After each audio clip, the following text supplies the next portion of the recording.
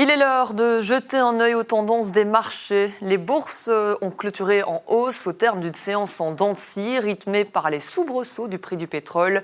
Le baril de Brent a ainsi atteint un pic à $126 hier avant de refluer vers les $114.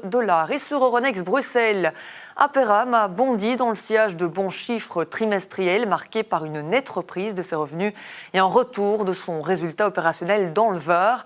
Immobel s'est illustré après l'annonce du rachat d'un important projet touristique à Marbella. KBC est la seule valeur du Belvin à avoir fini en baisse. Iloris a plongé en toute fin de séance sans raison particulière. Et pour aller plus loin dans l'actualité des marchés, Delphine Weix est avec moi ce soir. Bonsoir Delphine. Bonsoir Marion. Alors c'est vrai que la semaine a été particulièrement agitée avec en ligne de mire ce pétrole qui continue d'inquiéter les marchés. Le pic d'abord hier, en pic qu'on n'avait plus connu depuis 4 ans. Et c'est vrai que là aussi, les marchés aujourd'hui sont peut-être moins optimistes sur une sortie de crise. Alors c'est vrai qu'aujourd'hui, on est vraiment dans une impasse diplomatique. Aucune solution rapide ne semble émerger. La fermeture du détroit d'Ormuz se poursuit et le ton se durcit. On a l'administration américaine qui semble privilégier un blocage prolongé pour mettre la pression sur l'Iran, avec en toile de fond le risque de reprise de cibles ciblées. Résultat, la prime de risque géopolitique remonte, ça se traduit au niveau du prix du baril. Donc là, ils ont un peu reflué, on est plutôt au-dessus des $110, mais c'est vrai que c'est une progression de 85% depuis le début de l'année et ça relance un grand sujet, le sujet de l'inflation. Oui, justement, d'autant plus qu'on ne sait pas jusque quand ce conflit va durer. En attendant, les conséquences du prix élevé du pétrole, de l'énergie, elles pèsent dans toute l'économie. Non, exactement. Et c'est vrai que les marchés obligataires commencent à intégrer le fait, justement, que ce choc énergétique pourrait être un peu plus durable. On le voit au niveau des taux d'intérêt. On est des taux à 10 ans américains qui sont proches des 4,5%. À 30 ans, on est à 5%.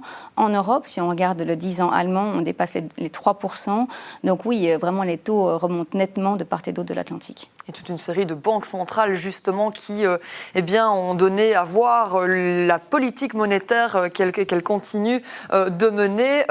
Qu'est-ce qu'il en est du côté de la Réserve fédérale américaine? Est-ce que le ton a changé?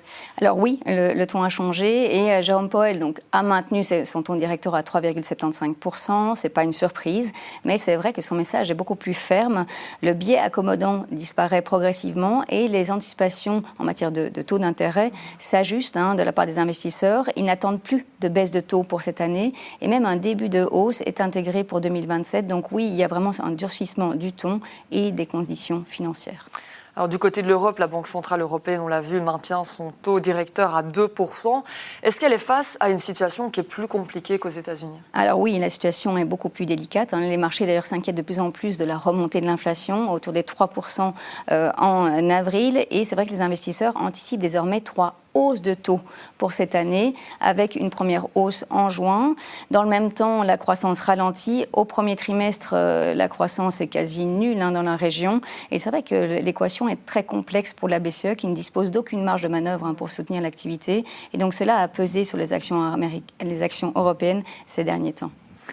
Alors, à l'inverse, aux États-Unis, on l'a vu, les marchés résistent plutôt bien malgré ce choc sur l'offre et la remontée des taux. Est-ce que l'on peut valoir ces bonnes performances justement à celles de la technologie? Alors oui, clairement, ça vient de la tech. Et c'est vrai que d'ailleurs, il y a Amazon, Alphabet, Microsoft et Meta qui ont publié globalement des résultats qui étaient très positifs, bien au-dessus des attentes, qui étaient pourtant déjà très élevés, avec justement une croissance tirée par le cloud et par l'intelligence artificielle.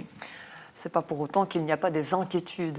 Alors c'est vrai qu'il y a des inquiétudes et surtout à nouveau sur les dépenses d'investissement puisqu'elles continuent d'augmenter fortement et donc évidemment ça alimente les interrogations sur la monétisation de l'intelligence artificielle et sur la rentabilité in fine de ces investissements et c'est plus particulièrement le cas pour Meta puisqu'on sait que ses revenus dépendent beaucoup plus de la publicité qui sont par nature beaucoup plus cycliques et maintenant au niveau de la tech on voit vraiment cette hiérarchie plus marquée. On a Alphabet qui est clairement en tête, qui est vraiment vraiment soutenue par le développement de ses propres puces TPU. Elle est suivie par Amazon. Et puis après, évidemment, on a des performances plus contrastées pour les autres acteurs. Et des investissements qui sont environ 30% supérieurs à ceux annoncés déjà l'année dernière. Alors on le voit sur base de vos explications, il y a vraiment deux dynamiques très opposées. Le pétrole en hausse, une inflation qui persiste, des taux qui remontent. Et de l'autre côté, ceux qu'on a toujours craint, la tech avec des résultats faramineux, continuent de nous donner un petit peu de positivisme en cette période. On assiste à une ambiance deux salles, deux ambiances. Pour conclure, quel est le message à faire passer aujourd'hui dans ce contexte? Alors oui, il y a vraiment des marchés très contestés. Donc en Europe, les actions sont un peu sous pression avec cette remontée des prix énergétiques, aussi avec le manque de visibilité au niveau géopolitique. Les États-Unis, et c'est vrai qu'on n'en a pas parlé aujourd'hui, mais il y a aussi des pays émergents qui sont vraiment soutenus par la tech, par justement l'intelligence artificielle.